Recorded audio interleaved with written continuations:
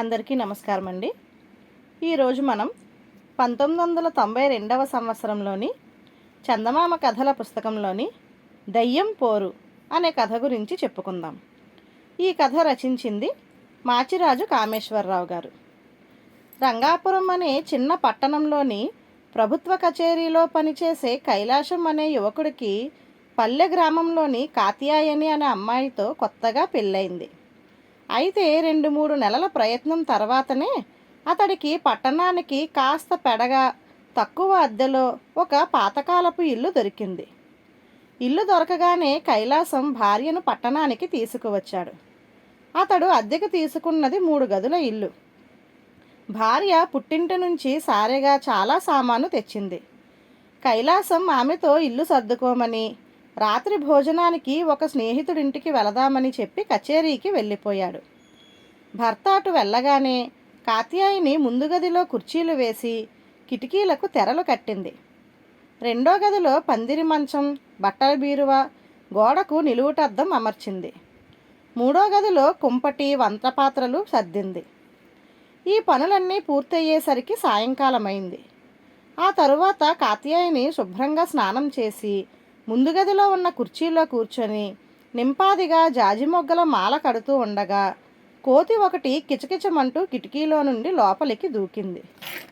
కోతిని చూసి భయపడి కాత్యాయిని కుర్చీలో నుంచి లేవబోయేంతలో కోతి ఒక ఆడదయ్యంగా మారి, ఏదో రాక్షసిని చూసినట్టుగా ఎందుకా భయం అంటూ కసిరి, 25 ఏళ్ల క్రితం నా బంగారం అమ్మి ఈ ఇల్లు కొన్నాను.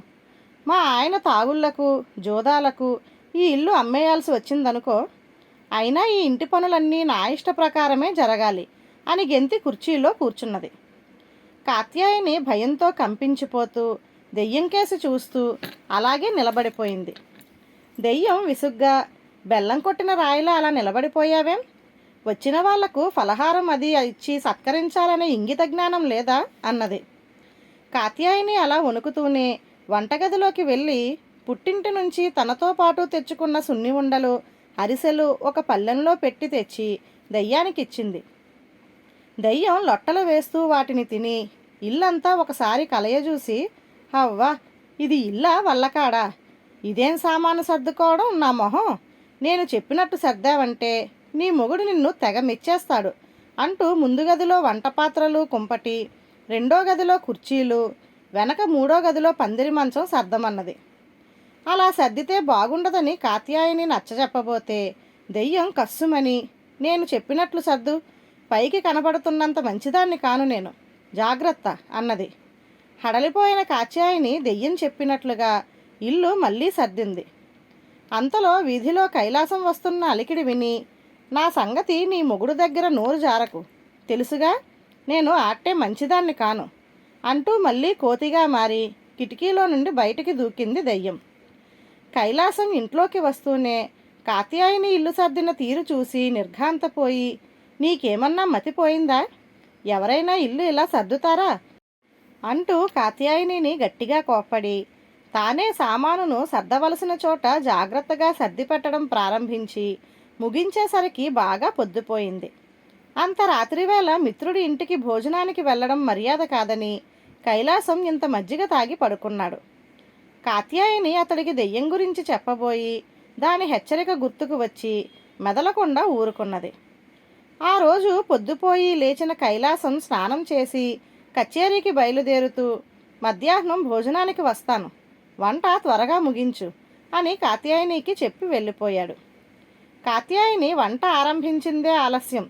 దెయ్యం కిటికీలో నుంచి కోతిలాగా దూకి దెయ్యంగా మారి కాత్యాయిని పక్కనే పీట వేసుకొని దర్జాగా కూర్చొని కాత్యాయిని చేత బలవంతంగా పప్పులో చక్కెర, పులుసులో దోసెడు కారం, గుప్పెడు ఉప్పు వేయించింది. వంకాయ కూర ముక్కలు వేపకుండానే ఇంత కారం కలిపించి మూత పెట్టించింది. తను మాత్రం కాత్యాయిని చేత కమ్మని వంట వండించుకు తిని మళ్ళీ కోతిలాగా మారి ఒక్క గెంతున కిటికీలో నుండి బయటకు దూకింది. మధ్యాహ్నం మంచి ఆకలి మీద వచ్చిన కైలాసం కాత్యాయిని వడ్డించిన కూరలు నోట పెడుతూనే మండిపడి, ఇది వంట కాదు, ఎండు చెత్త, నా కర్మ కొద్దీ నిన్ను కట్టుకున్నాను అంటూ అరిచి పళ్ళాన్ని విసిరికొట్టి వెళ్ళిపోయాడు. కాత్యాయిని కళ్ళనీళ్లు పెట్టుకొని వంటగది శుభ్రం చేసుకుంది. ఇలా 2 వారాల పాటు ఆడదయ్యం ఆమెను ఏడిపించుకు తిన్నది. అది ఆమె చేత పిచ్చి పనులు చేయించి భర్త చీవాట్లు పెట్టేలా చేసి ఆనందపడేది. ఆడదయ్యం పోరు పడలేక విసిగిపోయిన కాత్యాయని ఒకరోజు రాత్రి కైలాసంతో 4 రోజుల పాటు పుట్టింట ఉండి వస్తాను అన్నది. దర్జాగా వెళ్ళు, నాకు కాస్త మనశ్శాంతిగా ఉంటుంది అన్నాడు కైలాసం. చిక్కిపోయి తిరిగి వచ్చిన కూతుర్ని చూసి కాత్యాయని తల్లి, ఇలా అయిపోయావేంటి తల్లి అంటూ కళ్ళనీళ్లు పెట్టుకున్నది.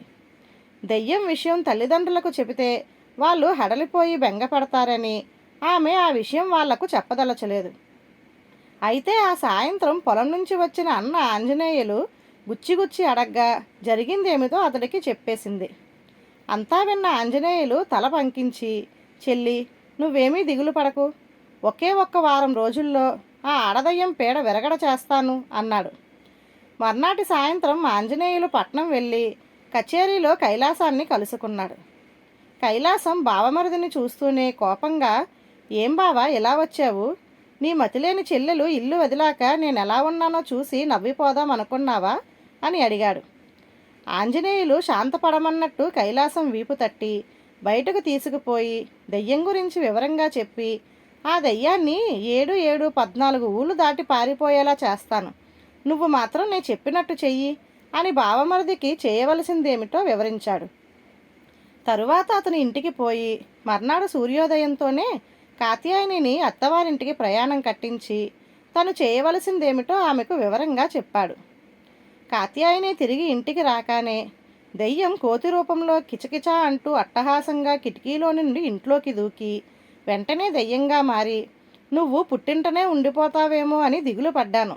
సరే, మీ ఆయన మధ్యాహ్నం భోజనానికి వస్తాడు కదా, నన్ను ఆకలి కాల్చేస్తున్నది, త్వరగా మీ ఆయన వంట నా వంట ముగించు అంటూ తొందర పెట్టింది. మధ్యాహ్నం భోజనానికి వచ్చిన కైలాసం పల్లెం ముందు కూర్చొని, ఆహా, అద్భుతమైన వంట, అమోఘమైన రుచి అంటూ వచ్చే వాంతిని కష్టపడి ఆపుకొని కాత్యాయని వండిన కూరలు తిన్నాడు. రాత్రికి దెయ్యం చెప్పినట్లుగా కాత్యాయని స్నానానికి చన్నీళ్లు తోడినప్పుడు, ఆహా, చన్నీళ్ళ స్నానం సర్వరోగహరం, శరీరానికి చలవ అని వైద్యుడు దానయ్య ఉట్టినే చెప్పాడా, ఎంత హాయి అంటూ స్నానం ముగించాడు. ఆ రాత్రి మంచం మీద దుప్పటికి బదులు కాత్యాయని గొంగలి పరిస్తే, మంచి పని చేశావు, ఈ మండు వేసవిలో గొంగలి నిద్ర చాలా సుఖంగా ఉంటుంది అంటూ కైలాసం భార్యను మెచ్చుకున్నాడు. అదంతా చూసి మండిపోయిన దెయ్యం మర్నాడు కాత్యాయనితో, నీ మొగుడు ఆడంగిరేకుల వాడిలా మారిపోయాడే, పెళ్ళాం ఏం చేసినా గంగిరెద్దులా తల ఊపేయడమే, ఛీ అంటూ మెటికలు విరిచింది.